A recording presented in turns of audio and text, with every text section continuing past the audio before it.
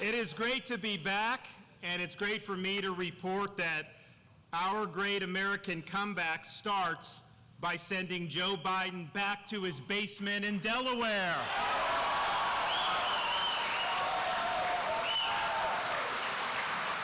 I mean, he spends so much of his time as president on vacation, we might as well make it permanent.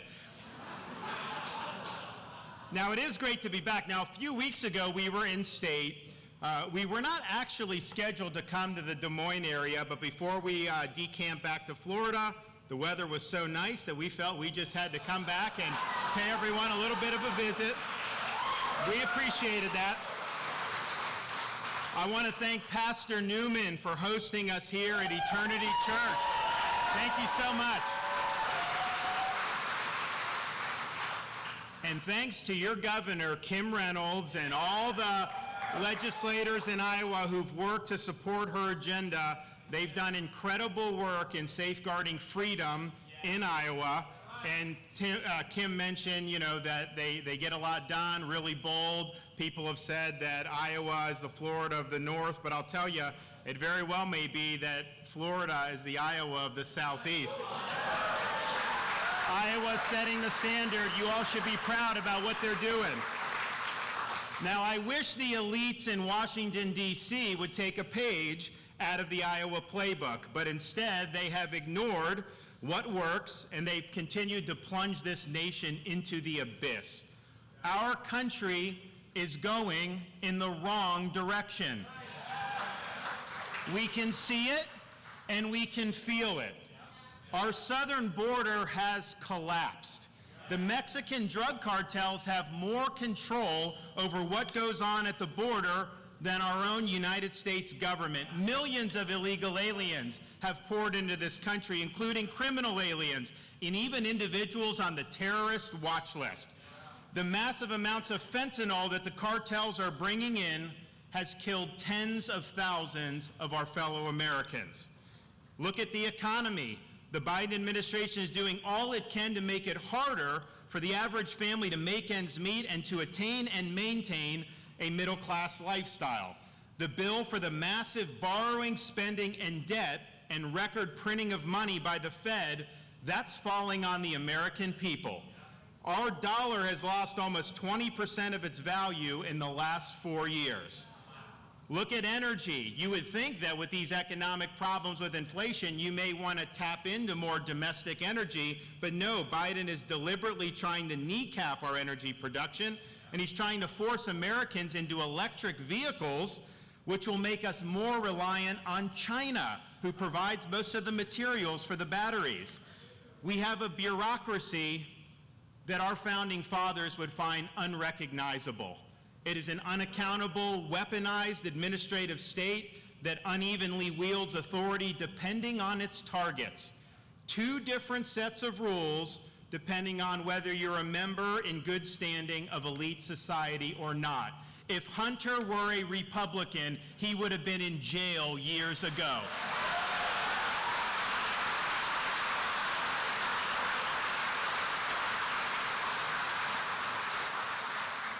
American cities have been hollowed out by spiking crime due to weak, ideologically driven policies that intentionally allow criminals to roam the streets. We've also witnessed the steady advance of a new form of leftism that has infected institutions across our nation. This form of cultural Marxism sows divisions in our society and devalues merit and achievement. This woke ideology represents a war on truth itself. We have just endured years of attempts to impose medical authoritarianism on our country, including President Biden's attempt to deny Americans the right to put food on the table and earn a living if they decline to take an mRNA COVID shot. The lockdowns and the mandates have done incalculable damage to our country, and the effects are still with us to this very day. And as we commemorated Memorial Day yesterday, we are especially mindful of the 13 service members who lost their lives in Afghanistan due to Joe Biden's dereliction of duty.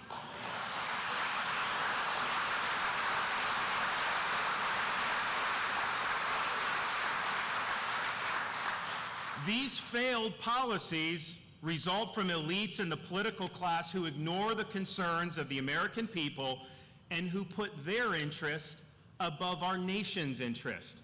How is it that 5 of the 7 wealthiest counties in the United States of America are suburbs of Washington, D.C.? D.C. doesn't produce much of anything besides mountains of debt and loads of hot air.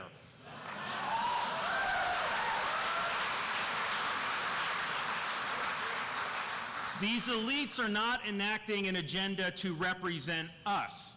They are imposing their agenda on us via the federal government, via corporate America, and via our own education system, all for their benefit and all to our detriment. But it does not have to be this way. American decline is not inevitable, it is a choice, and we must choose a new direction for our country. We must choose a path that will lead to a revival of American greatness. We must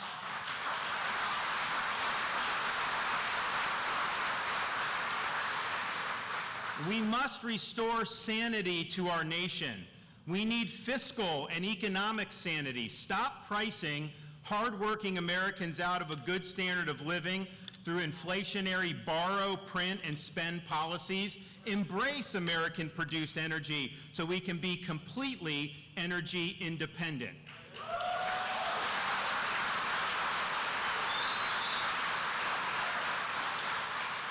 We now see Washington has now cooked up their latest, quote, debt deal. And I can tell you this, our nation was careening towards bankruptcy before the debt deal, and it will still be careening towards bankruptcy after this debt deal. This is greenlighting $4 trillion in new debt in less than 2 years. It took us almost 200 years to get to $4 trillion in debt in the first place. It locks in inflated COVID era levels of spending, and it keeps 98% of the 87,000 new IRS agents that Joe Biden instituted. This is not going to solve our nation's fiscal problems. I can tell you in Florida, we run budget surpluses. We have a $1.2 trillion GDP in Florida. We'd be the 13th largest economy in the world if we were a separate country, and yet with $1.2 trillion economy, our state debt is only $17 billion, second lowest per capita state debt anywhere in these United States. And so it can be done. You just have to be willing to make choices and stop passing the buck to subsequent generations to clean up your mess.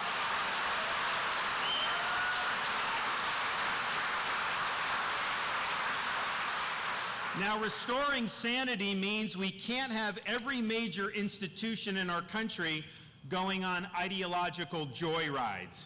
We have to be guided by reality, by facts, and by our enduring principles. Merit must trump identity politics.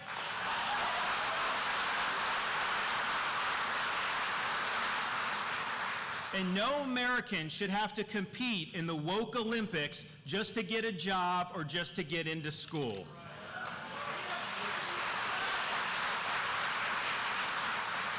We also must return normalcy to our communities. We are a sovereign country, and our borders must be respected. We cannot have foreigners pouring into our country illegally by the millions, and we cannot allow drug cartels to poison our population with fentanyl.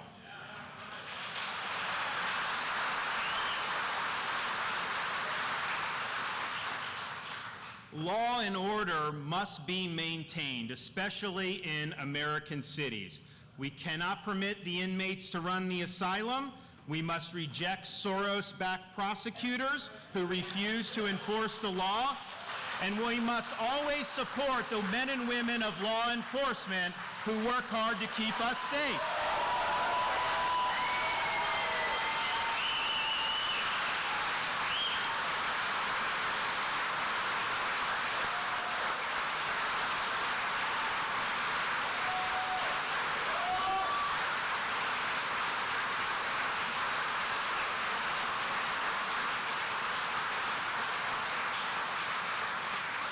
We also must reestablish integrity in our institutions, and that includes our military. I'm a Navy veteran. I'm proud to have served. Proud to have done a tour in Iraq, and it was something that I had a lot of opportunities. You know, I was a blue-collar kid growing up. My mom was a nurse. My father worked for Nielsen television ratings, where they put the TV boxes on the Nielsen families back in the day. I was given nothing. I had to earn what I got. I worked minimum wage jobs just to get through school.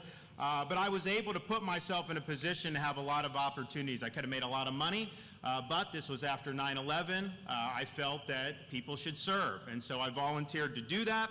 And you look back at the loss of potential income, but wearing the cloth of your country and serving in an honorable institution, that's worth more than anything money can buy.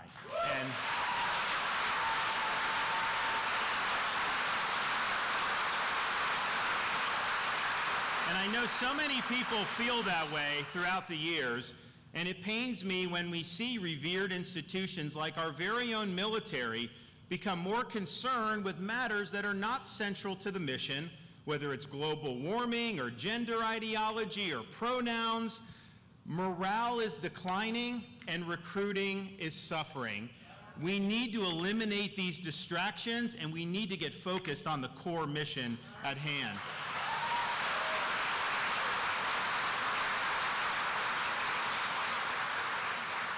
We also can't have true constitutional government if the most important issues in our society are decided not by our elected representatives, but by some nameless, faceless bureaucrat working in Washington, D.C.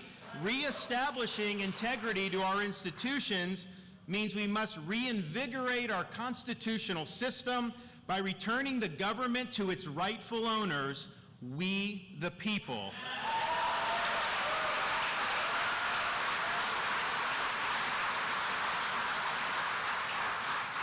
There should be no social or economic transformation without representation. We must reassert truth as the foundation of our society. Common sense can no longer be an uncommon virtue in our society. And I'll tell you, in Florida, we proved that all of this can be done. We chose facts over fear. We chose education over indoctrination. We chose law and order over rioting and disorder.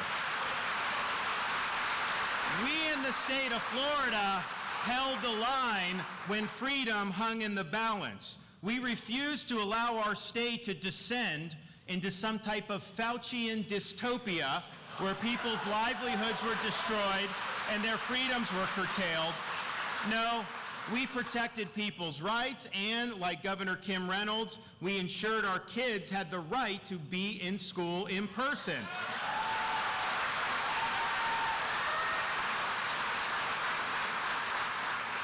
In Florida, we chose freedom over Fauciism, and we are better for doing that.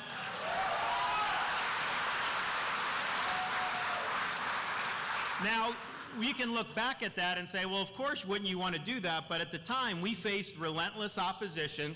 We faced opposition from media, from the left, from bureaucrats, even from some of our fellow Republicans. People told me, Governor, what you're doing, you're cutting against the grain, you're getting hammered, you're not going to be long for this world politically if you keep doing what you're doing. But you know, leadership is about doing what's right, even in the face of intense criticism, even when people are coming at you. You got to be willing to stand all by yourself if that's what it calls for. And I told myself, you know, my job as a leader is to put the interests and the jobs of the people I represent ahead of protecting my own political hide. And I didn't know what was going to happen politically, but I was willing to let the chips fall where it may. Because as long as I can look in that mirror and know that I did the right thing for the right reasons, I figured it would all work out in the end. And sure enough, we had some tough going politically for a while. We were getting hammered, and lo and behold, when you do the right thing, regardless of polls or regardless of wherever the wind's blowing, People appreciate you. They know when you stood up for them. When it's not easy and you do it, that's when they go to war for you.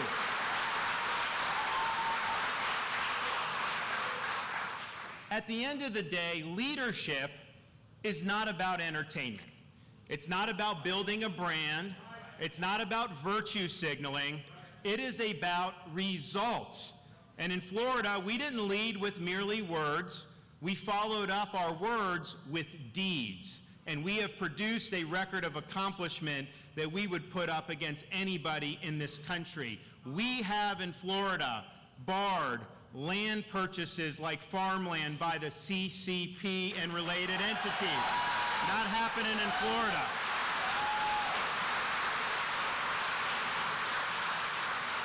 We have signed legislation to kneecap so-called ESG in the state of Florida. No ESG in our pension system, no social credit scores, and no woke banking that discriminates against conservatives.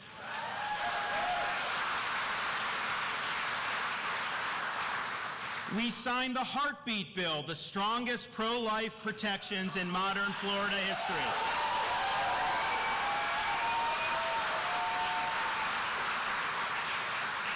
We've enacted record-breaking tax relief, including, look, we don't have a state income tax. I know Kim's trying to get there. You guys should try it. It works very well. And we're proud of not having that. So we have to find other ways to give people relief. And so part of this package is a bunch of family-friendly provisions. Now in the state of Florida, permanently no sales tax on any items involving raising babies. No diaper tax, no wipes, cribs, strollers, clothes, you name it, tax-free. We've enacted universal school choice in Florida. The money will follow the student, and the parent can find the school of their choice. When I became governor, we inherited maybe the most liberal state Supreme Court anywhere in the country. Well, I've since then appointed 7 conservative justices, and we now have the most conservative state Supreme Court in the country.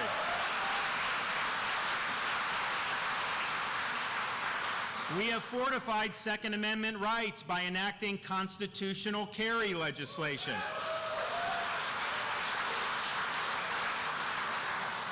We've signed tough on crime policies, including strong bail requirements, tough penalties for fentanyl dealers, and authorizing the death penalty for pedophiles.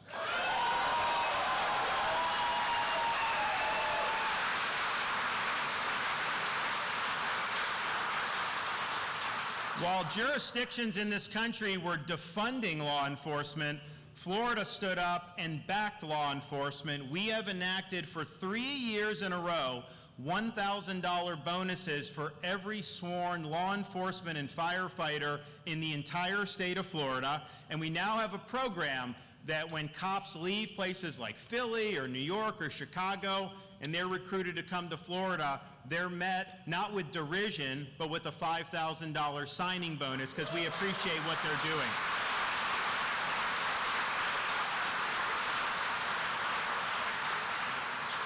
Florida has fought back against the plague of Soros-backed district attorneys who believe it's up to them to determine which laws to enforce and which laws to ignore. When we had one of those prosecutors in Florida that said he wasn't going to enforce laws he didn't like, I removed him from his post. He is gone.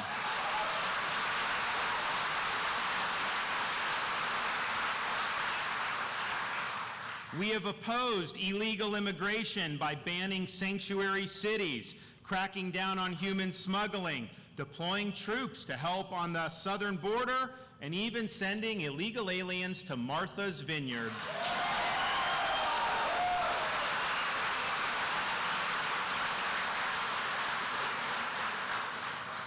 We have signed legislation prohibiting the use of a central bank digital currency in our state because we understand what they're trying to do with that. We've also been the first state to eliminate DEI from our universities in Florida.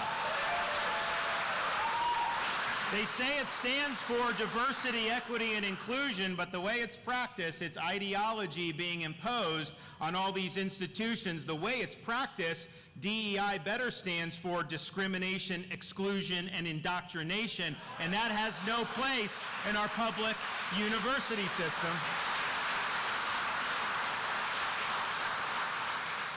We have taken action to ensure that Florida runs the most efficient and transparent elections anywhere in the country. We have banned ballot harvesting in the state of Florida. We have banned Zuckerbucks in the state of Florida. And we require voter ID not only in person, but if you want an absentee ballot, you have to show ID for that as well. And we're able to count 8 million votes by midnight on election night in this most recent midterm election.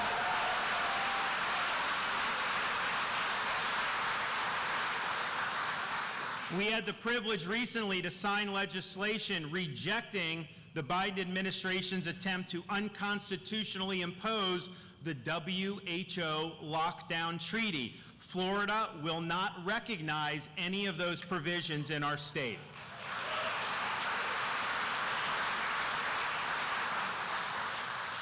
We've protected medical freedom by banning mandates for COVID shots, other mRNA and emergency use vaccines, and by being the first state in America to ban gain-of-function research.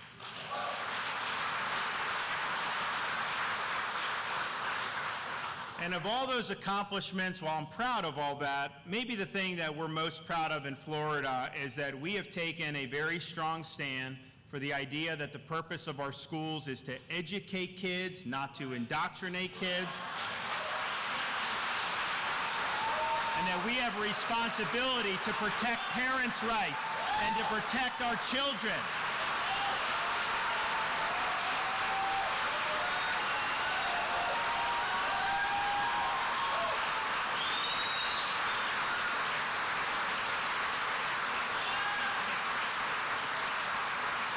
And it's fundamental for me, obviously as governor, I have to look to see education in our state because I know how important it is for the future of our state, but I also see these issues through the lens of a dad, of a 6, a 5, and a 3-year-old, and my wife and I oftentimes discuss the challenges that parents are facing. Maybe I missed it, but when I was growing up, I didn't see an agenda to try to jam all this stuff down the kids' throats. Kids were just kids back then, and everyone agreed they were off limits for any adult stuff, and we didn't even go down this road. Well, now we're in a different spot, and so this is a big deal for my wife and I, but I am happy to have her come up and say a few words because she's a force, and she's a great protector of children. Thank you. My fellow mamas, I saw you standing up. Well, I'm happy to be here, and I'm happy to fight with the governor, and I'm also happy to fight on behalf of the mamas across the country. You know, and I'm also pretty happy to be here because I get to talk to somebody older than 4, which is an accomplishment for me. By the way, if you're wondering why my voice is a little bit hoarse, well, it's because I've been negotiating with a 3-year-old all day today as to why they cannot color with permanent marker on the dining room table, or in the bathroom, or on the state wallpaper in the governor's mansion. So that's kind of why but you know, our kids, 6, 5, and 3 are the light of our lives. I mean, they are the reason why we fight. They give us so much happiness, a little exhaustion now and again, but don't think for a second, when the governor doesn't come home at the end of a long day, I don't hand them to him. Although what is really funny is when he comes in at 8 o'clock after a long day, he always wants to bring something, maybe from Casey's, from somewhere else, and it's usually a sweet treat, right? So it's usually when they're going towards their bedtime routine that he decides to come in with a cupcake, which is nice, but it's okay. So listen, I get questions all the time about the governor, and one of the questions I get asked more than anything else is they say, you know, we see him as a fighter on TV. Do we know whether he is going to be a fighter when he goes up to Washington, D.C. and he's taking on the swamp? And I can tell you it's a good question because I get frustrated too with all of these people in elective office who say they're going to go do something, then they go up to Washington, they go rogue. They don't hold true to what they told the people that they would do, and it's frustrating. But I can tell you, Ron DeSantis always stands up for what's right. He never backs down. He says what he's going to do, and he gets it done.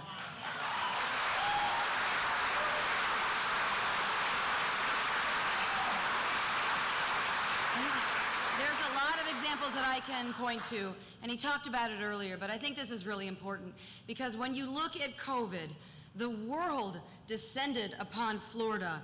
You had the corporate media, the left, the White House, Fauci, Birx, all prognosticating that every bad thing would happen unless the governor followed their dictates and their politicized, unscientific orthodoxy.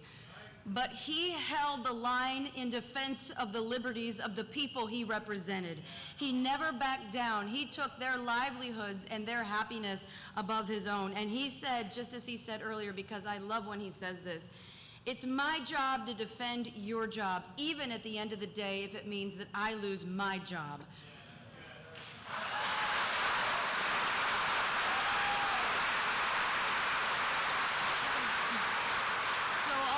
This was in the face of unrelenting attacks. I mean, you couldn't even turn on the TV for like 5 minutes, and they were always attacking Florida and the governor. So how do you know that he's going to be able to go up to Washington, hold the line, stay strong, and stand up for what's right?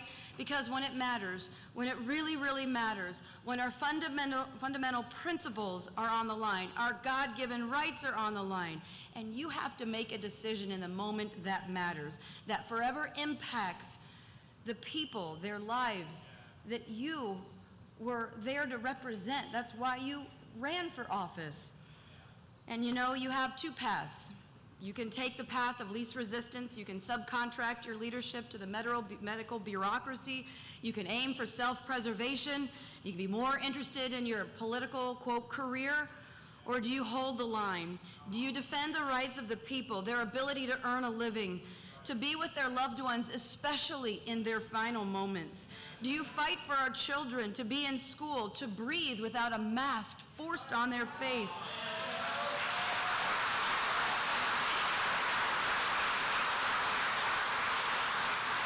Do you ensure that people have the choice as to whether or not they want to take an mRNA vaccine, and certainly not make it contingent upon their job? Because at the end of the day, it is what you do in the moment that matters. And I can tell you the governor, Ron DeSantis, is in it for the right reasons, to defend the idea of America, to ensure that our children, our 6, 5, and 3-year-olds who are currently destroying the governor's mansion, I will tell you that, but grandma's, she's on the job. But to ensure that our children, your children, and your grandchildren have the opportunity to live up to their God-given potential. And the governor is going to show the world that the best of America is yet to come. God bless you, and thank you for the honor to be here.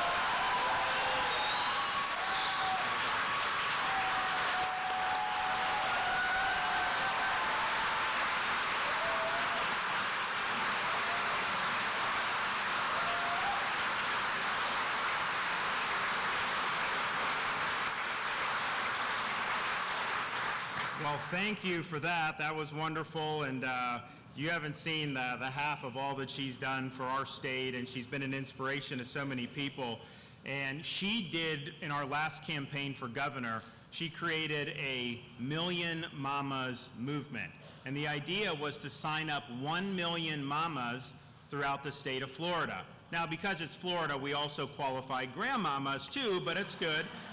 She ended up signing up 1.1 million mamas for our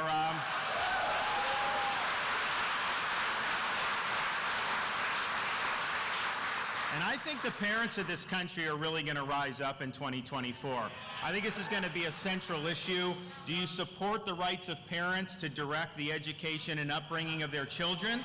Do you believe parents have a right to know what curriculum is being used in their school? Or don't you? Because the left doesn't believe they have that right. The left thinks the parents should butt out. Now, why would you not want the parents involved? I tell you, most teachers know if the parent's involved, the student's going to do better than if the parent isn't involved.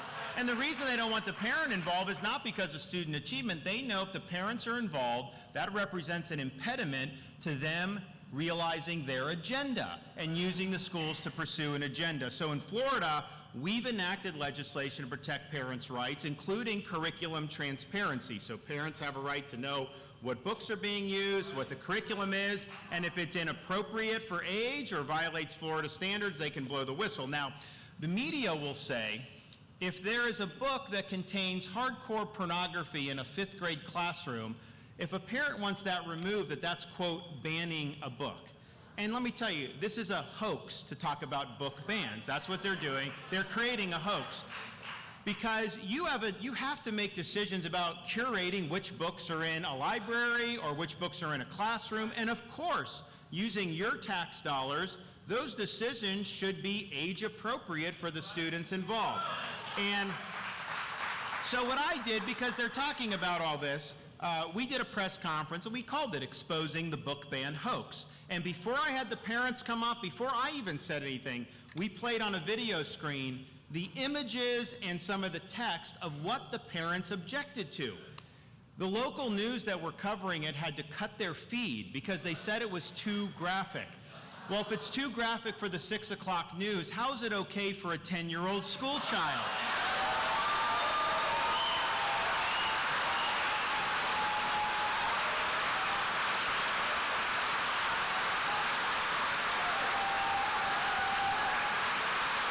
Let's get real here.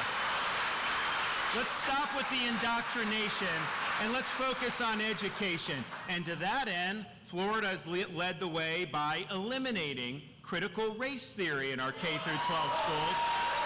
We're not teaching kids to hate this country or to hate each other with your tax dollars. No, we're going to teach our kids what the Constitution is all about. We're going to teach civics. We're going to teach them what it means to be an American because, after all, we're graduating these kids. They're going to be citizens of our republic. They need to have an adequate foundation to know what that means. We can't graduate a listless vessel that has no idea of what American freedom is all about. And we've also, to make sure that that message is received, Florida, we set aside one day every year, I think we're the only state that does this, to teach students about the evils of communist regimes throughout history.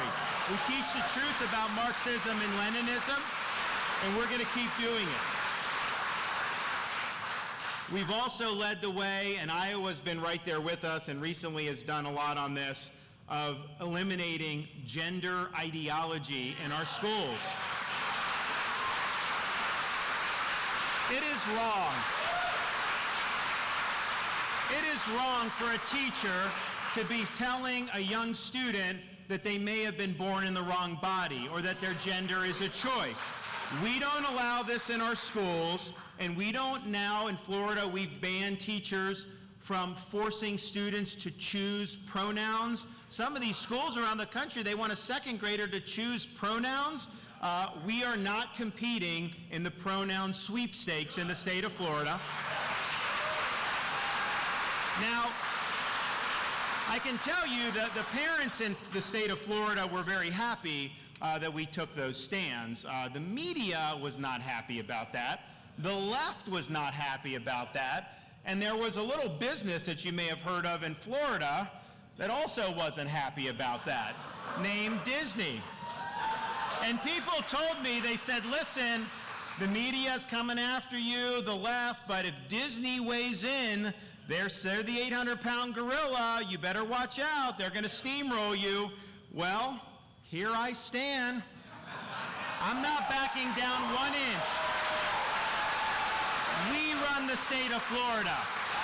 They do not run the state of Florida. I know all these Republicans are lining up against me to take the side of Disney, but I'll tell you this, we stand for the protection of our children. We will fight those who seek to rob them of their innocence, and on that point, there will be no compromise.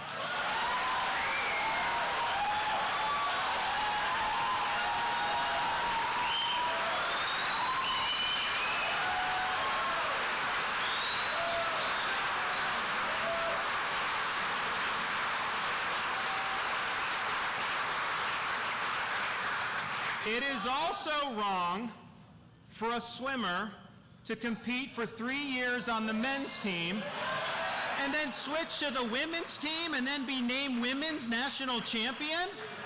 That not only takes away opportunities from our girls and our women athletes, and as the father of 2 daughters, that's very important for me, but it's also asking us to be complicit in a fraud. It is not true that that is the women's champion, and we are not going to accept things that are not true in this country.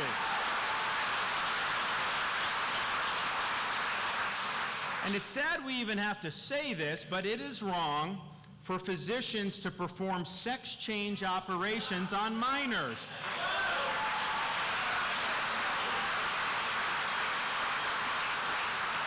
That is mutilation, and physicians who commit such acts in Florida not only lose their medical license, they go to jail.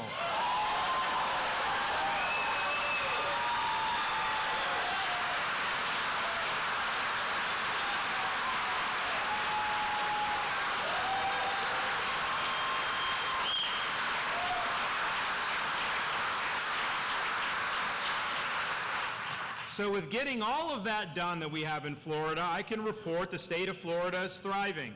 We're the fastest growing state in these United States. We rank #1 in net in-migration and have for a number of years. We rank #1 in new business formations. We were recently ranked #1 in education by U.S. News. We are #1 for parental involvement in education. Our crime rate is at a 50-year low, and we have one of the lowest tax and debt per capita rates in the entire United States. And so the point of all that is when we say that we will do something, it is not fluff. We follow through and we produce results. And so as president, I pledge to be an energetic executive that will take these important issues head on and deliver results.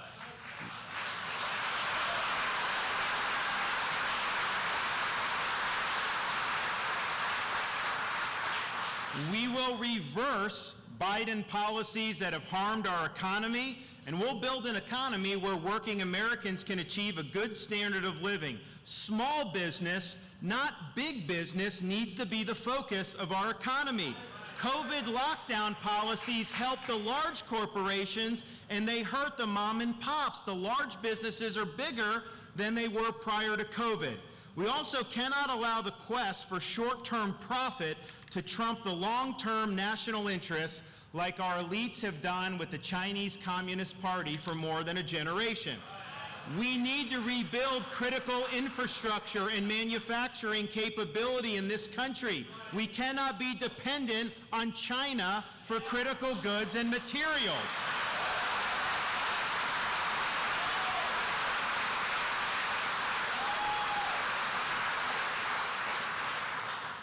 As a Republican, I'm frustrated on things like the border because I've been listening to these politicians talk about securing the border for years and years and years. And I can tell you if I'm president, this will finally be the time where we bring this issue to a conclusion. We will reestablish the sovereignty of this nation. We will declare a national emergency about the border. We'll shut the border down. We'll actually construct a border wall, we'll end mass migration, and we will hold the Mexican drug cartels accountable for murdering American citizens.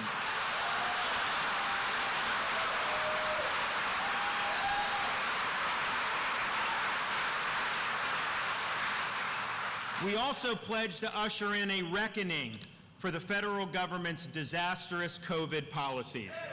From lockdowns to vax mandates to fiscal and monetary measures, the policies eroded freedom and they impose great harms on American society. We desperately need accountability so this never happens to our country again.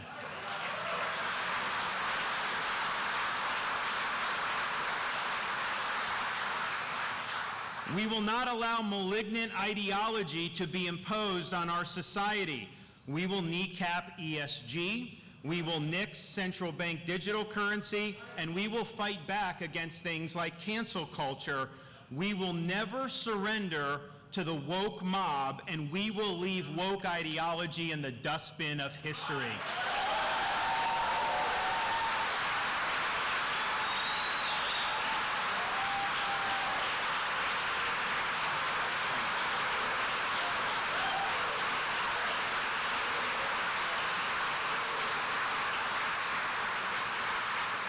Joe Biden has politicized the military and caused recruiting to plummet. We will eliminate ideological agendas from the military. We will refocus on the military's core mission, and we will reverse these poor recruiting trends. I don't want to have any more veterans come up to me, which they do frequently nowadays, and say they would not advise a young person to join today's military. We need to change that if we want our country to be strong again. And speaking of strength,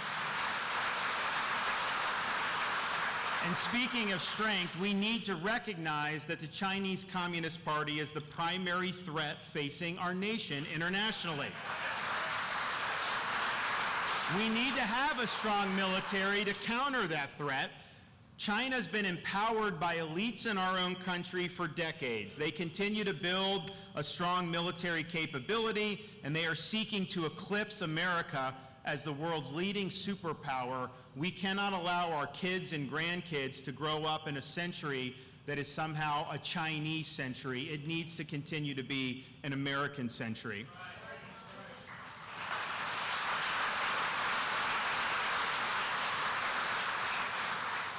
Biden has weaponized the power of the administrative state to advance his left-wing agenda.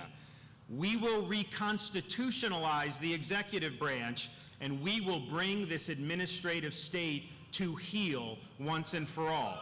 Now, this is not easy to do, and this power has accumulated over many, many decades, and it requires a disciplined, energetic president who will spit nails and fight the needed battles every single day over an 8-year period. You can't get cowed by the left. You can't worry about what the media is going to say. You need to start cleaning house on day one.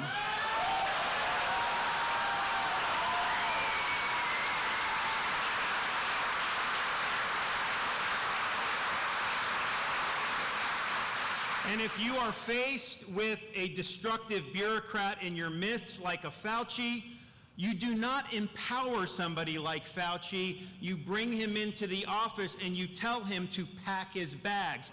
You are fired.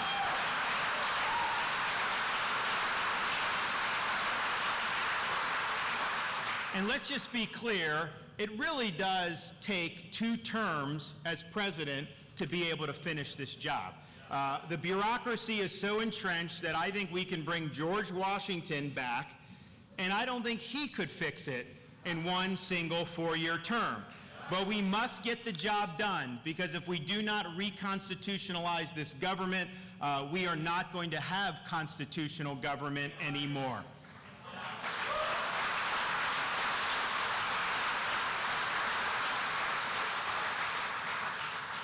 The Bible teaches us that God opposes the proud but shows favor to the humble.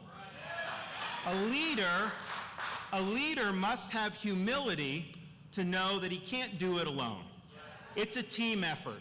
You can make the best decisions in the world, and I recognize this as governor when I became governor of Florida. You can have great policies, you can make good decisions, but you need to have a cadre of people with you that share your values and will put the mission first. And you can't just recycle people from Washington, D.C. We need to inspire Americans from around the country to maybe pick up your family and move to the nation's capital for 2, 4, 6, or 8 years, because we need people who live in the country to come out to D.C. to reassert the right of we the people to run our own government. D.C. has imposed its will on us for far too long. It's time we impose our will on Washington, D.C.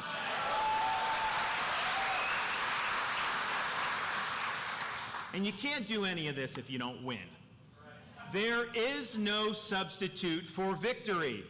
We must put an end to the culture of losing that has infected the Republican Party of recent years. Not in Iowa, not in Florida, but in way too many places.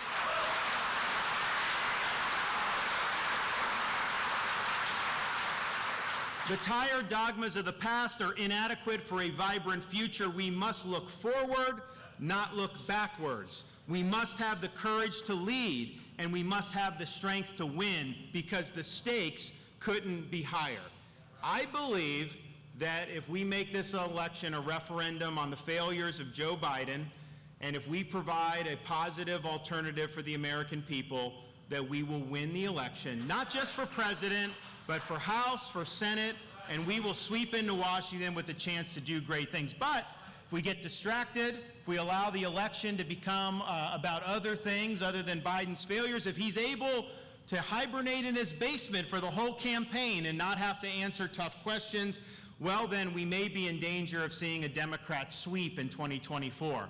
And here's what they will do if they sweep all the offices, House, Senate, and presidents. They will pack the U.S. Supreme Court, and they will erase the conservative majority that is currently on the Supreme Court. They will make D.C. a state to guarantee 2 additional Democrat senators virtually for life. They will abolish the Electoral College, and they will eliminate voter ID in every state in this country and mandate that ballot harvesting be permitted in every state in this country. That is not an agenda that is speaking to the aspirations of the average American family. I don't even think they would claim that it's an agenda that's speaking to those aspirations. No, that's an agenda that is trying to render the conservative part of the country to be second-class citizens. And if we allow them to do that, it will be very difficult for us to claw back and claw out of that hole. So my pledge to you is this. If you nominate me as your presidential candidate, set your clock to January 20th, 2025 at high noon on the west side of the Capitol, because I'll have this left hand on the Bible, and I will have that right hand in the air, and I will be sworn in as the 47th president of these United States. No excuses. I will get the job done. We have a lot of work to do to ensure our country gets back on track. I ask you to join me on this mission. We have it within our power to reverse our nation's decline. Together, we will fight the good fight. We will finish the race, and we will keep the faith. And when we do, we will bring back our great American comeback. Thank you all. God bless you so much. We appreciate it. Thank you so much. Thank you. Thank you very much.